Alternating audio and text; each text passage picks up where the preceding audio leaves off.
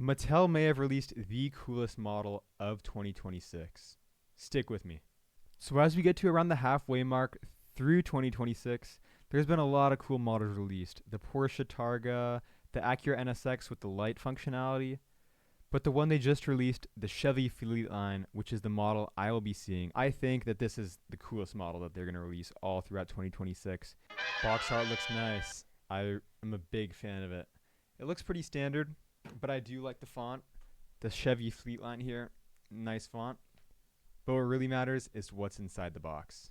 Okay, it's time for the big reveal. Did I get the chase, or will I just be satisfied with the normal version? Okay, I got the normal version, but that's completely fine. So the box art, it looks fantastic.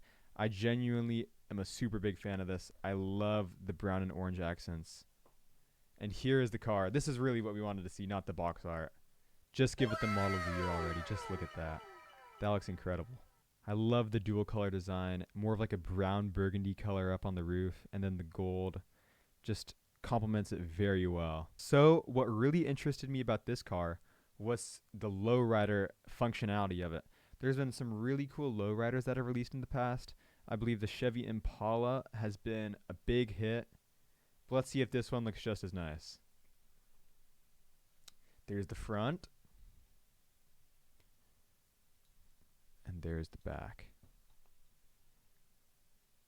That does give it a lot of lift, I can't lie. It does roll very nicely as well. Let me show you guys what it looks like. Okay, so there's the lowrider functionality of it. You can see the wheels. You can just see the colors a little more.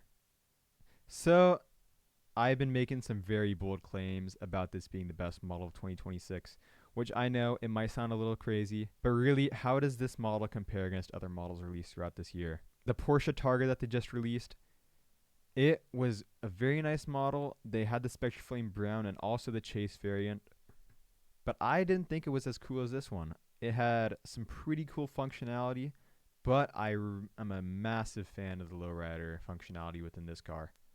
Then they also had the Acura NSX with the lights.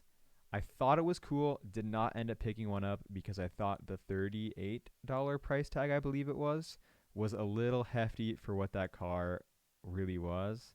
And then there is going to be the Ford F100 releasing this week. While it is really cool, it does not come close to the functionality of this. It's in a blister card. I don't think the blister cards are that cool. What I really think could compete for the model of the year later throughout the year is the Pro Street Pontiac. I really like that one a lot. Definitely going to try to pick up a copy. Hopefully the scalpers don't beat me to it. And if you really want to pick up one of these models, I'd recommend waiting a little bit. Waiting a few months if you didn't get it for retail, because people try to pick up the Chase, trying to resell. But before I leave, I want to ask you guys, did you end up picking up this model? Did any of you guys get it for retail? I love it. Genuinely think it might be one of the coolest models in my collection. And thank you guys for watching.